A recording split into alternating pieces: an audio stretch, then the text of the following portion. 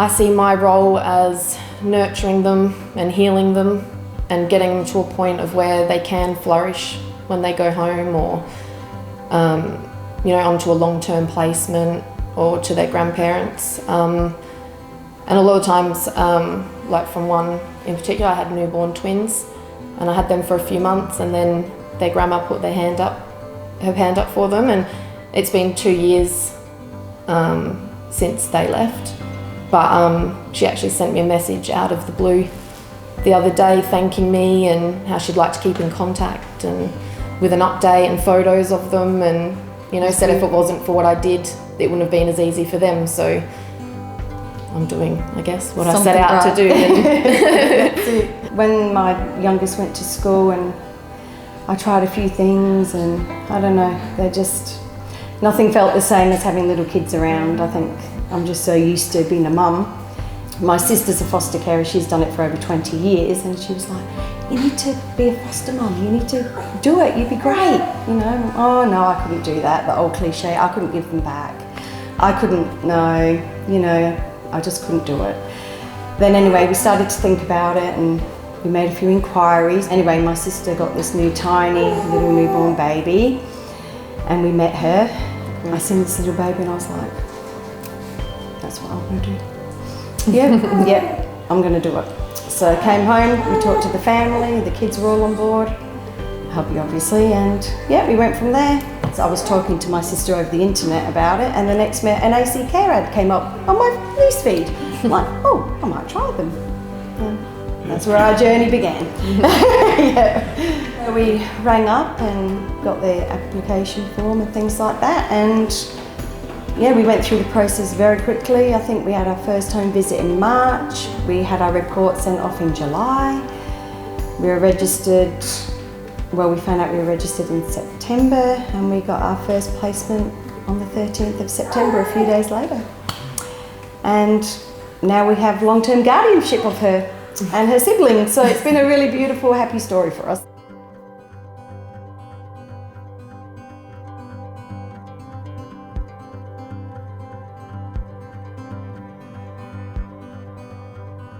All the kids chip in, they love babies and kids and everything, so they're all happy to chip in and play with them. They help feed, bath, read bedtime stories, they're right into it, I mean, we had to juggle rooms around a bit, when we've built our alfresco in and made it a toy room, and our lounge room is now a bedroom, and we bought a caravan for the older kids, and so a bit of juggling, but...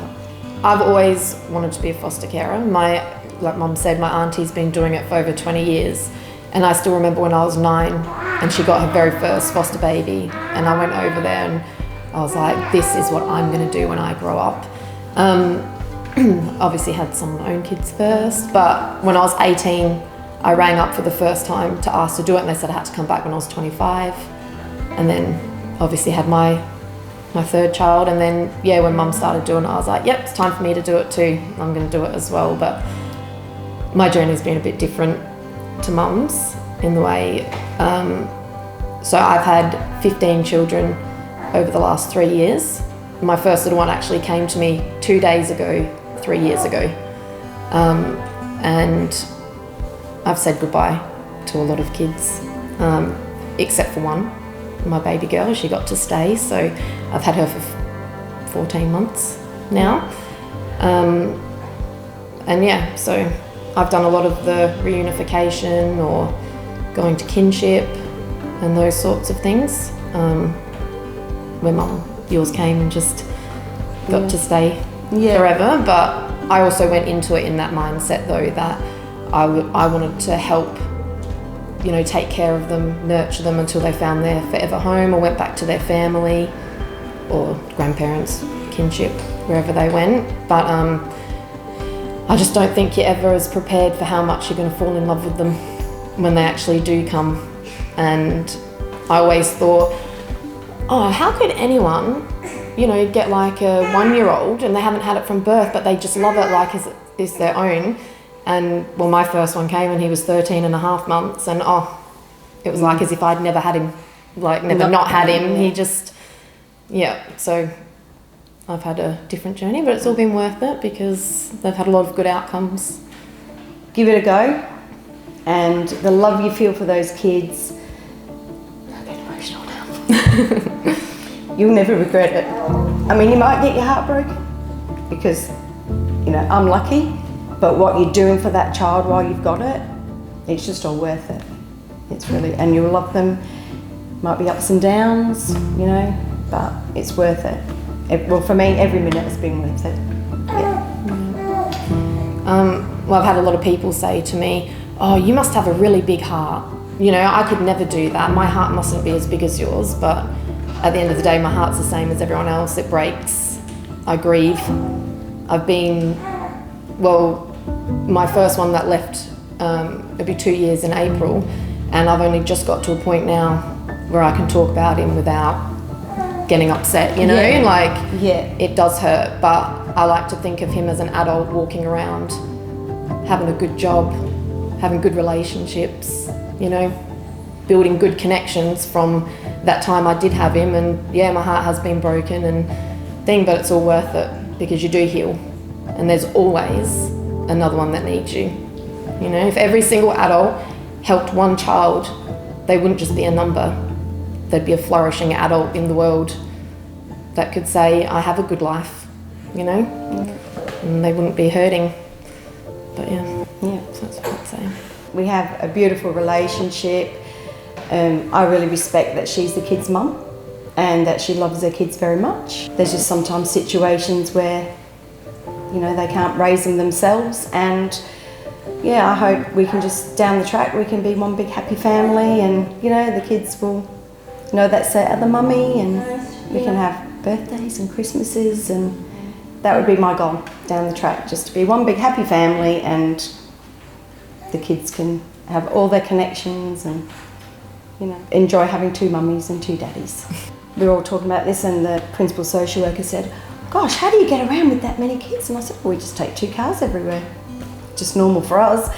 And my actual worker, the kids social worker, just said, I think we should buy this family a car. And everyone just said, yep, I agree. And now we have a nice big 12-seater van to get us all around together. So yeah, we've been very blessed in our journey, I must say. Yeah.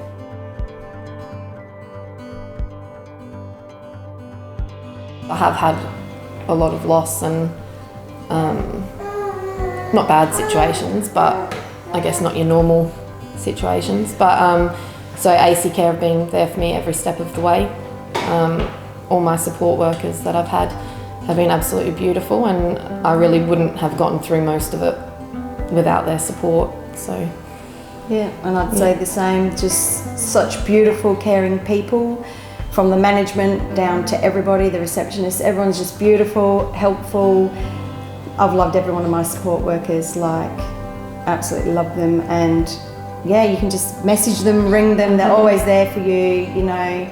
They can't do enough for you. And they're relatable. They are. As well. Yeah, you know, they understand and they'll... Yeah, they come to visit and it might be 2 hours have gone, and we're like, yeah. It's been that long, oops. Or you ring up and it's like an hour and a half later, like, oh, I should probably let you go get back to work. It's we can't fault them at all. No. Amazing. I wouldn't change agencies. No, ever. I love it. No. Perfect. Yeah. Oh, you need it sometimes if you're worried about something or you don't understand, you know, especially a new carer. It's so much like processes that go into care, and the sometimes. jargon, you know, and not understanding sometimes, you know, what they're saying. You might think it's something else and you get worried, and you just ring up your worker and they'll clear it up for you, or they'll email the children's worker or whoever it is, and they'll sort it out for you and help you understand it. You're never alone. You're never alone, you know. They help you every step of the way.